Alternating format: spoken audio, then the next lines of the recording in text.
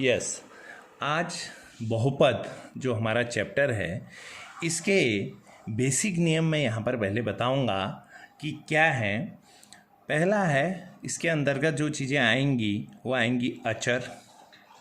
अचर किसे कहते हैं, क्या है अचर, चर क्या है, बीजी व्यंजक क्या हैं और बहुपद किसे कहते हैं।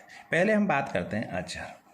अचर जरा अचर है क्या, मैं यहाँ पर देखिए लिख रहा हूँ ऋणात्मक 4, ऋणात्मक 3, ऋणात्मक 2, ऋणात्मक 1, 0, 1, 2, ऐसे हम चलते रहेंगे। इसी पे फिर आगे ऋणात्मक 3/2 ये, और आप देखिए उसके बाद में √3, √7, ये सारे जो संख्याएं आप यहाँ पर देख रहे हैं ये अचर है।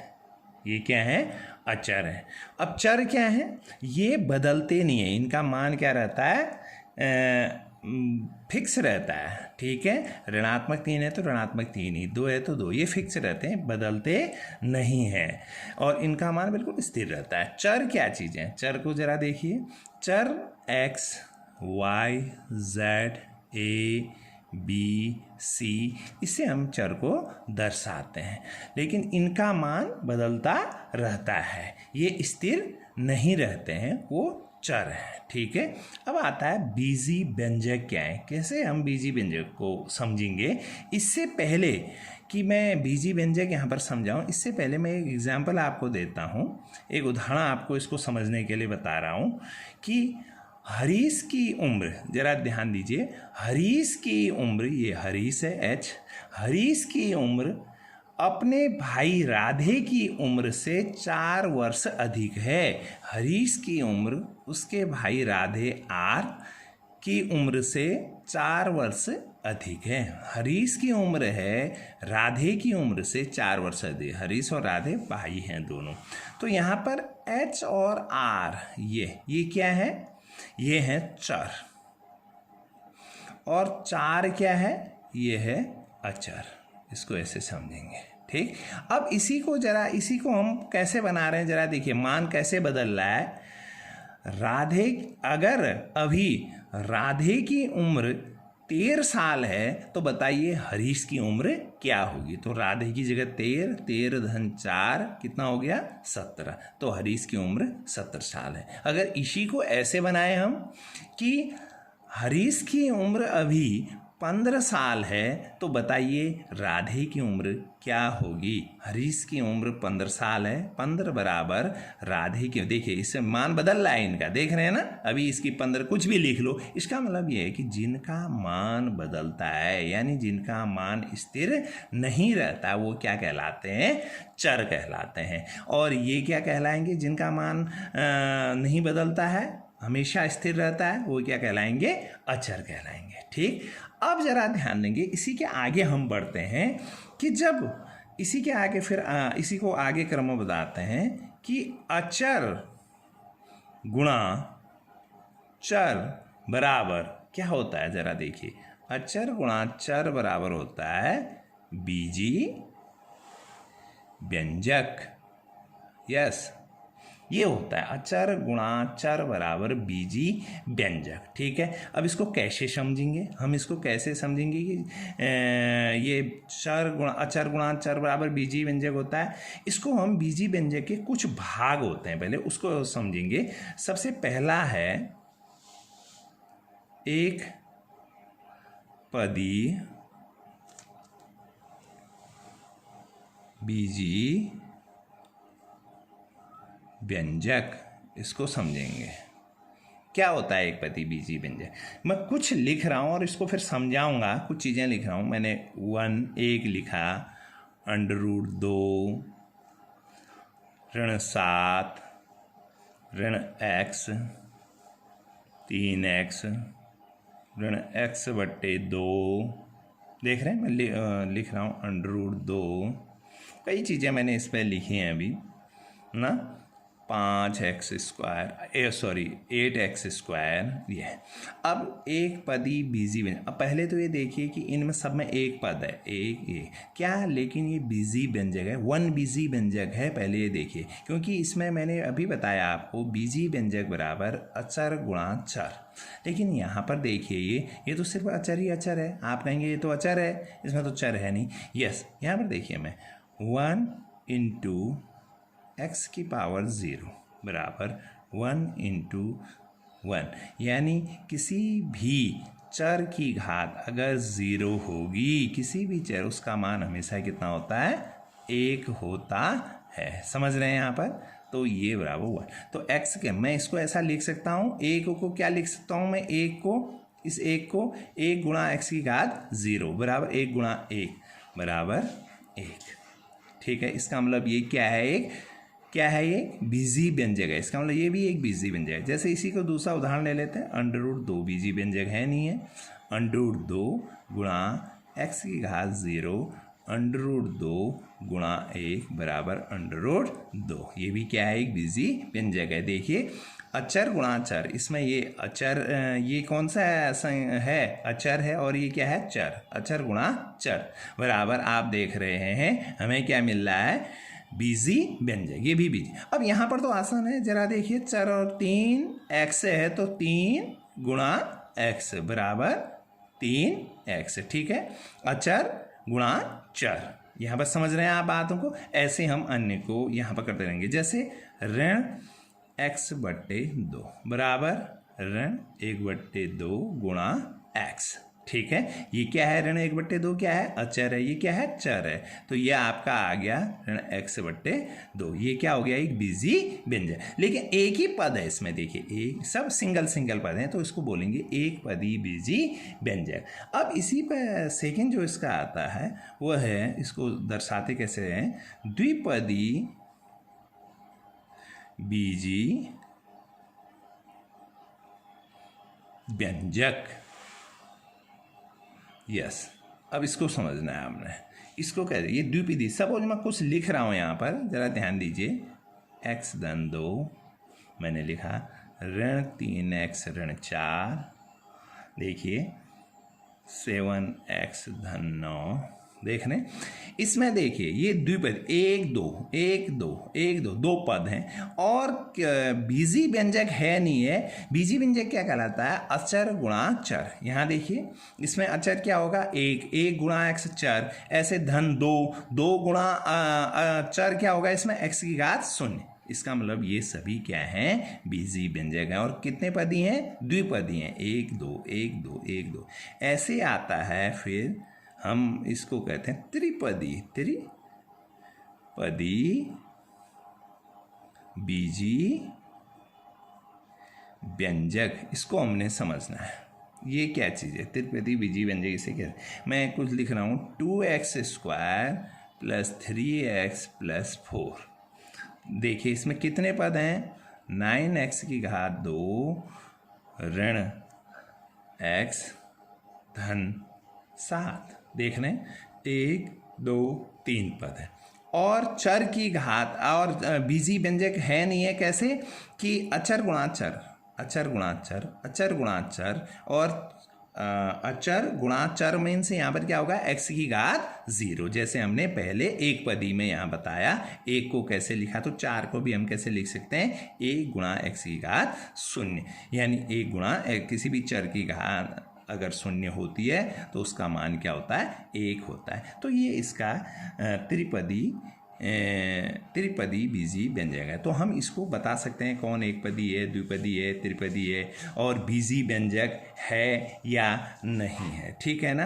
अब बात आती है कि यहाँ पर बीजी व्यंजक क्लियर हो गया, फिर अचर क्लियर हो गया, आपको चर क्लियर हो गया, बीजी व्यंजक एक एग्जाम्पल से समझ गए हैं, और अचर गुणा चर बराबर बीजी। अब जो नेक्स्ट हमारा आता है वो आता है बहुपद। बहुपद समझना है, बहुपद होता क्या है, किसे कहते हैं बहुपद, इसको आप समझेंगे कि ये बहुपद किसे कहते हैं। ठीक है, इसको समझना जरूरी है।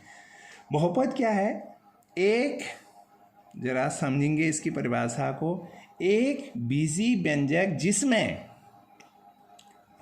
सॉरी, ऐसे बीजी व्यंजक, ऐसे बीजी व्यंजक जिसमें चर की घात, जिसमें चर की घात, इसको नोट भी करेंगे आप लोग, चर की घात पूर्ण संख्या हो। चर की घात क्या हो? पूर्ण संख्या हो। ये ऐसे बीजी व्यंजक जिसमें चर की घात पूर्ण संख्या हो। अब सबसे पहले समझो कि पूर्ण संख्या क्या है। आप पहले पढ़ चुके हैं। पूर्ण संख्या वो संख्या है 0, 1, 2, 3, 4, समझ रहे हैं ना। 0 जब लगा रहता है किस में? प्राकृत संख्याओं में। अगर 0, 1, 2 इधर से आगे प्राकृत संख्या है, 0 अगर लग गया तो ये पूर्ण संख्या है। ठीक है। ऐसे बीजी व्यंजक जिसमें चर की घात पूर्ण संख्या हो, चर की घात होनी चाहिए पूर्ण संख्या, क्या कहलाएगा? बीजी व्यंजक कहलाएगा। ठीक है। अब जरा ध्यान देते हैं इसको कि बीजी व्यंजक हो तो क्या कहलाएगा? बहुपद कहलाएगा।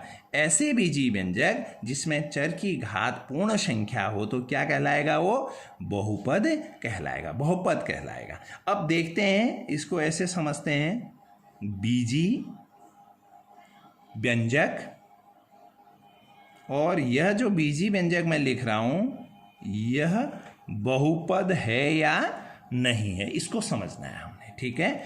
बहुपद की डेफिनेशन है ऐसे बीजी व्यंजक जिसमें चर की घात पूर्ण संख्या हो। और पूर्ण संख्या क्या होती हैं? 0, 1, 2, 3, 4 एंड सो ऑन।